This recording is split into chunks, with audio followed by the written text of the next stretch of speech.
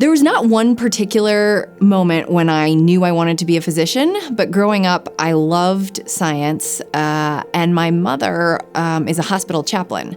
And so I think putting those two together, I saw a path where I could both study science and help people in the way that she was helping people. And that, I think, piqued my curiosity in medicine.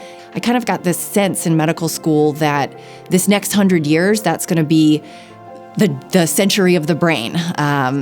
We've learned so much about the heart, and there's still a lot to learn, but I think we're pushing the boundaries and the frontier of what we know about the brain and what it means to be human. And so I decided that's where I want to spend my life, studying and helping people. I went into medicine because I am fascinated by the science and the pathophysiology of it. Now, thank goodness I also like helping people, because I think that makes the best doctors are people who are so fascinated by the disease that they're going to push the boundaries of knowledge and treatment in service of what their patients need.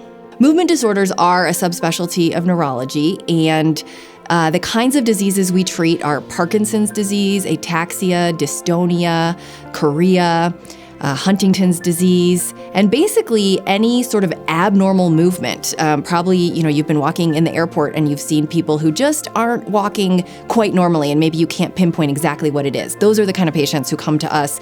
We do a detailed neurologic exam and try to figure out where in their nervous system, or potentially even their musculoskeletal system, the disorder of movement is coming from, and then establish a treatment plan. The most important thing for a physician to do, aside from being technically competent, is to listen to, tell, and help shape a patient's story. I had a patient who had been diagnosed by another neurologist with Parkinson's disease, but he really didn't like the idea of medication. He came to see me probably 6 months to a year after he'd been given this diagnosis, and I could tell from the first 5 minutes that I met him that he really needed to try medication, and I really thought he would feel better. And after we did the whole history and physical exam, I talked to him and I asked him to trust me, and I said, please do it for me, just try this medication.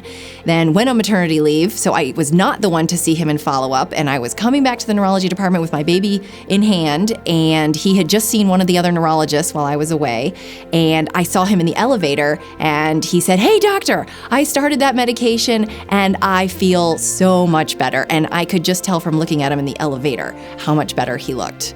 Seeing him so much better really reaffirmed my decision to go into movement disorders. It's really tough diseases, but we have really awesome treatments that make people feel a lot better.